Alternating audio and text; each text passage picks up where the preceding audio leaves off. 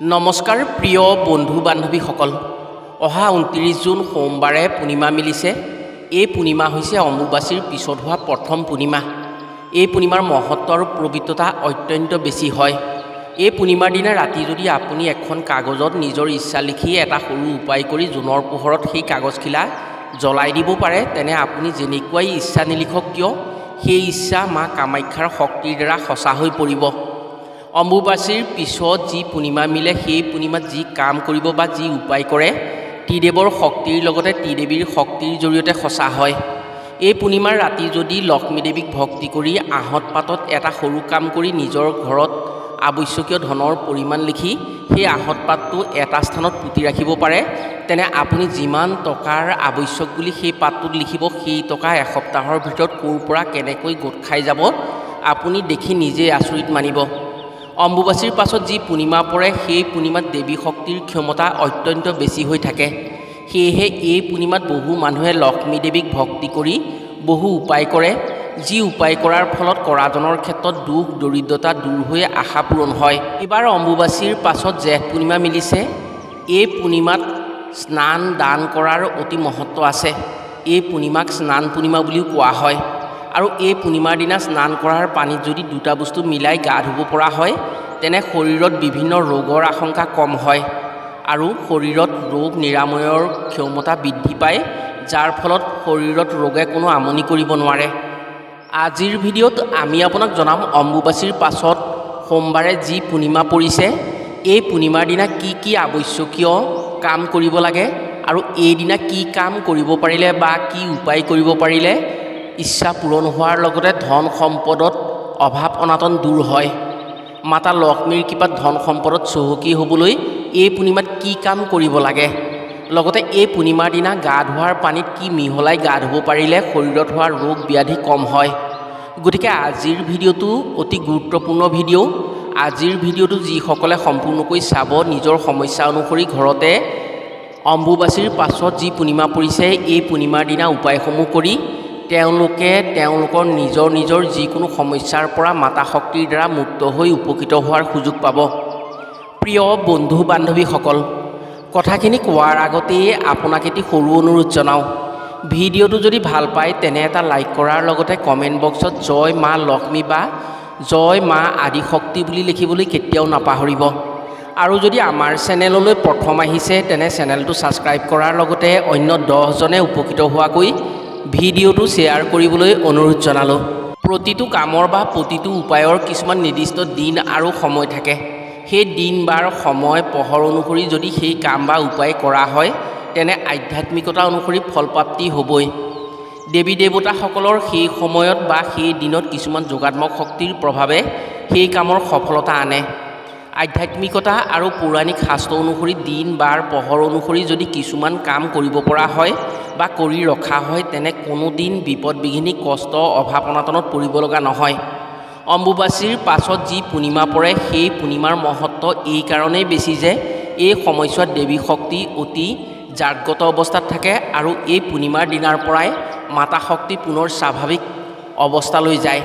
২৯ June সোমবাৰে যি পূৰ্ণিমা পৰিছে সেই পূৰ্ণিমাৰ দিনা যদি কোনো ৰোগ ব্যাধিযুক্ত ব্যক্তিয়ে পুৱা স্নান কৰাৰ পানীত বেলপাত পিচি অকণমান হালধিৰ ৰস অৰ্থাৎ কেঁচা হালধিৰ ৰস মিহলাই সেই পানীত দি স্নান কৰিব পাৰে, তেনে সেই ব্যক্তিৰ শৰীৰত ৰোগ প্ৰতিৰোধক ক্ষমতা বৃদ্ধি হৈ বিভিন্ন ৰোগ ব্যাধিৰ পৰা পৰিত্ৰাণ পাব পাৰে। এই কামৰ জৰিয়তে শৰীৰত ৰোগ প্ৰতিৰোধক ক্ষমতা বৃদ্ধি হয়, যাৰ ফলত মাতা শক্তিৰ দ্বাৰা ৰোগ ব্যাধিৰ পৰা সেই ব্যক্তি বহু পৰিমাণে মুক্ত হ'ব পাৰে। এই পূৰ্ণিমাত যদি লক্ষ্মী দেৱীৰ লগতে ধন কুবেৰক পূজা প্ৰাৰ্থনা কৰি সন্তুষ্ট কৰিব পৰা হয়, অৰ্থাৎ ধন কুবেৰ আৰু লক্ষ্মী দেৱীক পূজা প্ৰাৰ্থনা কৰে, তেনে ঘৰত ধন টকা পইচাৰ অভাৱ অনাটন বা সা সম্পদৰ অভাৱ অনাটন কেতিয়াও নহয়।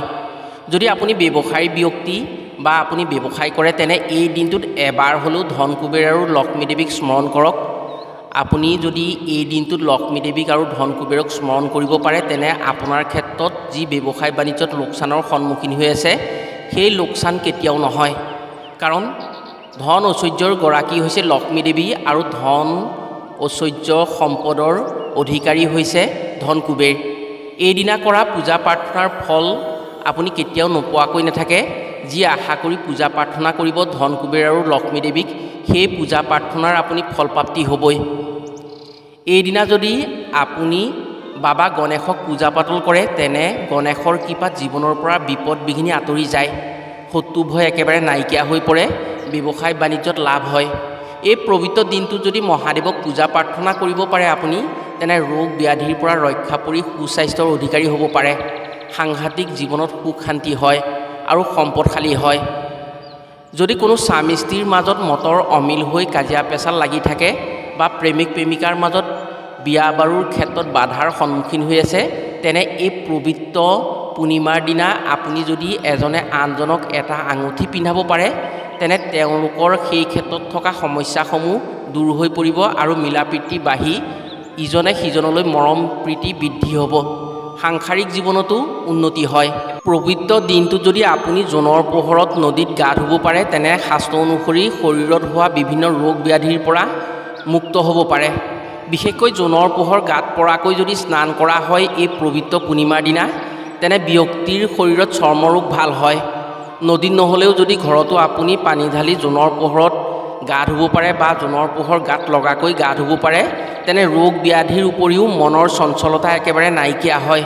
বিশেষকৈ যিসকল ব্যক্তিৰ মনৰ স্থিৰতা কম, তেওঁলোকৰ বাবে অতি মংগলজনক হয়।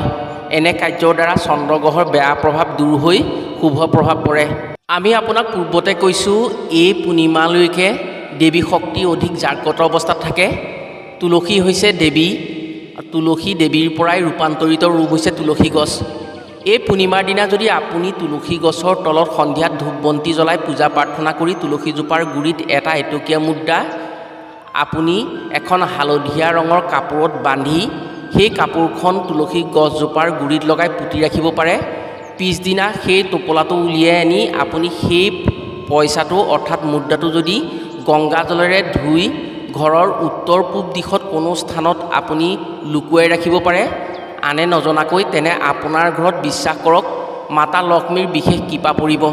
তুলসী দেৱীৰ কৃপাৰ দ্বাৰা আপোনাৰ ঘৰত মাতা লক্ষ্মীৰ কৃপা পৰিব, যাৰ ফলত আপোনাৰ ঘৰত ধন টকা পইচাৰ কোনোদিন আকাল নহয়। আপুনি দুখ দৰিদ্ৰতাত ধন টকা পইচাৰ ক্ষেত্ৰত কেতিয়াও পৰিব নালাগে। প্ৰিয় বন্ধু বান্ধৱীসকল, এতিয়া জানো আহক এইদিনা কি কি উপায় কৰি মনৰ আশা পূৰণ কৰাৰ লগতে ধন টকা পইচাৰ সমস্যা দূৰ কৰিব পাৰে। আশা কৰা মতে ধন লাভ কৰি লক্ষ্মী মাতাৰ কৃপা লাভ কৰিব পাৰি। যদি আপুনি আপোনাৰ যিকোনো এটা সমস্যা পূৰণ কৰিব বিচাৰে, যেনে ধৰক আপুনি কিবা গাড়ী মটৰ ল'ব বিচাৰিছে বা আপুনি ঘৰ সম্পদৰ আশা কৰিছে, আপুনি কিবা ভাল কাম কৰিব বিচাৰিছে, আপুনি কৰিব পৰা নাই, তেনে এই পূৰ্ণিমাৰ দিনা ৰাতি এটা সৰু উপায় কৰক, আপোনাৰ যিকোনো ইচ্ছাই পূৰণ হ'ব। আপোনাৰ যিটো আটাইতকৈ গুৰুত্বপূৰ্ণ ইচ্ছা বা আশা এখন কাগজত লিখিব, এখন বগা কাগজত নীলা চিয়াহীৰে আপুনি লিখিব। ইয়াৰ পিছত মনতে ভাবিব এই উপায়ৰ দ্বাৰা যি আপোনাৰ ইচ্ছা লিখিছে সেই ইচ্ছা পূৰণ হ'বই। মাতা আদি শক্তিৰ শক্তিৰে এই আশা পূৰণ হোৱাত সহায় কৰিব।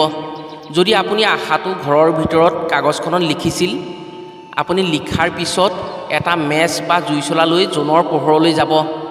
পূৰ্ণিমাৰ জোনলৈ চাই দেৱাদিদেৱ মহাদেৱক মনৰ পৰা স্মৰণ কৰি পূবমুখীকৈ চন্দ্ৰৰ ফালে চাই সেই কাগজখন আপুনি জ্বলাই দিব।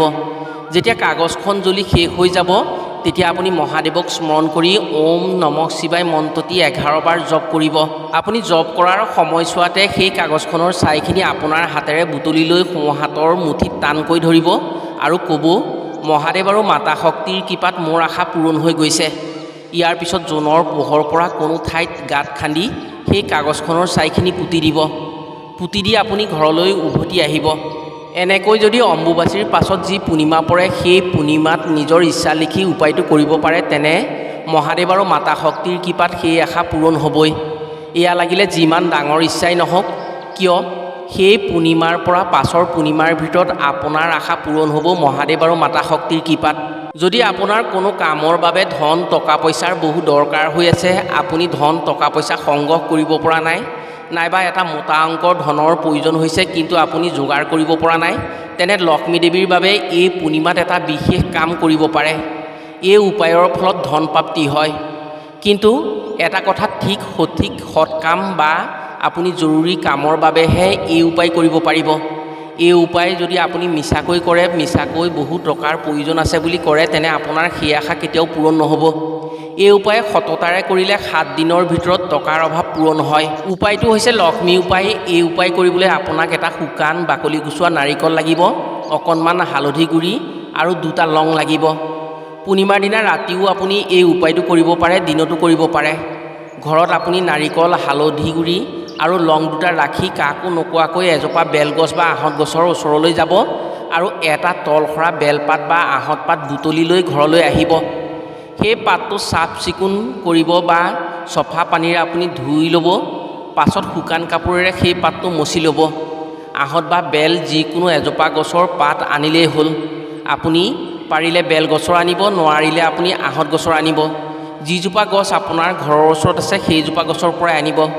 ঘৰলৈ আনি ঘৰত আপুনি হালধি গুড়িৰে সেই পাতটোত আপোনাক যিমান পৰিমাণৰ ধন লাগে সিমান পৰিমাণৰ ধনৰ সংখ্যাটো লিখিব। আপুনি আপোনাৰ সাধ্যৰ বাহিৰত কেতিয়াও ধনৰ অংকটো নিলিখিব, কাৰণ আপুনি যিমান টকা উপাৰ্জন কৰিব পাৰে বা যিমান টকা আপোনাক লাগে সিমান টকাহে লিখিব। ইয়াৰ পিছত সেই পাতটোত আপুনি লং 2টা দি এডাল ৰঙা সূতাৰে সেই পাতটো মেৰিয়াই নাৰিকলটোৰ লগত বান্ধি দিব। আপুনি বান্ধি দিয়াৰ পিছত পুনৰ আপুনি যিজোপা গছৰ পৰা পাত আনিছিল, আহঁত গছৰ পৰাই আনিছিল বা বেল গছৰ পৰাই আনিছিল, সেই গছজোপাৰ গুৰিলৈ যাব। সেই গছজোপাৰ গুৰিত সেই নাৰিকলটোৰ সৈতে সেই পাতখিলা পুতি থৈ আহিব। পতাৰ সময়ত আপুনি এটা মন্ত্ৰ 7 বাৰ জপ কৰিব, ওম মহালক্ষ্মীয়ে নমঃ, ওম ধনলক্ষ্মীয়ে নমঃ। ইয়াৰ পিছত আপুনি ঘৰলৈ ঘূৰি আহিব। এই উপায় কৰাৰ সময়ত যাতে আপুনি উপায় কৰাৰ কথা আনক নকয়, তাৰ প্ৰতি আপুনি সতৰ্ক হ'ব লাগিব।